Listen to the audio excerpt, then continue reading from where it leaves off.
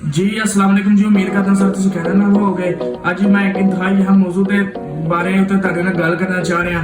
वो गल है कि जदों फसल पक के तैयार हो जाती है कि बहुत सारे लोग जो मुतालबा करने लग पैंदे ने जी गंदम की कीमत जी कम की जाए। हुकूमत ने जो गंदम की कीमत जी है पंजाब हुकूमत ने सुनना चाह रहा है कि 2900 रुपया मुकर्रर मन की है, लेकिन मैं समझना कि वो भी एक इंतहाई कम कीमत है। ਉਹਦੀ वजह यह है कि ਜਦੋਂ मैं दूसरी तरह बहना वा, ਜਦੋਂ ਸਾਡੇ ਜ਼ਿਮੀਂਦਾਰ ਭਾਈ ਕਿਸਾਨ ਭਾਈ ਜਦੋਂ ਉਹ ਆਪਣੀ ਫਸਲ ਉੱਤੇ ਖਰਚਾ ਕਰਦੇ ਨੇ ਉਹ ਵੇਖਣਾ ਵਾ ਕਿ ਉਸ ਹਿਸਾਬ ਨਾਲ ਕੀਮਤ ਬੜੀ ਕਮ ਕੀਮਤ ਹੈ। ਕਿਉਂਕਿ ਤੁਸੀਂ ਵੇਖੋ ਕਿ ਬਿਜਲੀ ਦੇ ਜਿਹੜੇ ਨੇ ਬਿੱਲ ਆਸਮਾਨਾਂ ਨੂੰ ਛੂਹਦੇ ਨੇ।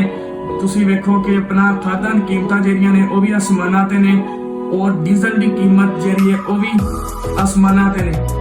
ਉੱਥੇ ਅਸੀਂ ਮੁਤਾਲਬਾ ਕਰੀਏ ਕਿ ਗੰਦਮ ਦੀ ਕੀਮਤ ਜਿਹੜੀ ਉਹ ਕਮ ਕੀਤੀ ਜਾਏ। ਮੈਂ ਸਮਝਦਾ ਕਿ ਨਾ ਇਨਸਾਫੀ ਹੈ, ਕਿਉਂਕਿ ਕਿਸਾਨ ਵੀ ਚਾਹੁੰਦਾ ਹੈ ਕਿ ਆਪਣਾ ਜਿਹੜਾ ਵੇ ਹਰ ਬੰਦਾ 2 ਵਕਤ ਦੀ ਰੋਟੀ ਖਾਏ, ਲੇਕਿਨ ਉੱਥੇ ਅਸੀਂ ਕਿਸਾਨ ਦੀ ਜਿਹੜੀ ਚੀਜ਼ ਹੈ ਉਹਨੂੰ ਅਸੀਂ ਥੱਲੇ ਰੱਖੀਏ, ਉਹਦੀ ਕੀਮਤ ਨੂੰ ਦੂਸਰੀ ਚੀਜ਼ਾਂ ਅਸਮਾਨਾਂ ਤੇ ਹੋਣ। ਇਹ ਮੈਂ ਸਮਝਦਾ ਕਿ ਇੱਕ ਨਾ ਇਨਸਾਫੀ ਵਾਲੀ ਗੱਲ ਹੈ। ਲੋਕ ਜਿਹੜੇ ਨੇ ਅੱਜ ਉਹ ਮੁਤਾਲਬਾ ਕਰ ਰਹੇ ਨੇ ਕਿ ਗੰਦਮ ਦੀ ਕੀਮਤ ਜਿਹੜੀ ਕਮ ਕੀਤੀ ਜਾਏ। ਬਦਕਿਸਮਤੀ ਨਾਲ ਇਹਨਾਂ ਨੂੰ ਚਾਹੀਦਾ ਸੀ ਕਿ ਅਫਸੋਸ ਨਾਲ ਮੈਂ ਕਹਿਣਾ ਚਾਹ ਰਿਹਾ ਚਾਹੀਦਾ ਸੀ ਕਿ ਜਦੋਂ ਕਿਸਾਨ ਆਪਣੀ ਫਸਲ ਦੇ ਉੱਤੇ ਮਹਿੰਗੀਆਂ ਖਾਦਾਂ ਇਸਤੇਮਾਲ ਕਰ ਰਿਹਾ ਸੀ, ਮਹਿੰਗੇ ਪਾਣੀ ਬਿਜਲੀ ਦੇ ਬਿੱਲ ਅਦਾ ਕਰ ਰਿਹਾ ਸੀ, ਉਦੋਂ ਇਹਨਾਂ ਲੋਕਾਂ ਨੂੰ ਚਾਹੀਦਾ ਸੀ ਕਿ ਹੁਕੂਮਤ ਦੇ ਅੱਗੇ ਮੁਤਾਲਬਾ ਕਰਦੇ ਕਿ ਕਿਸਾਨ ਨੂੰ ਰਿਲੀਫ ਦਿੱਤਾ ਜਾਏ।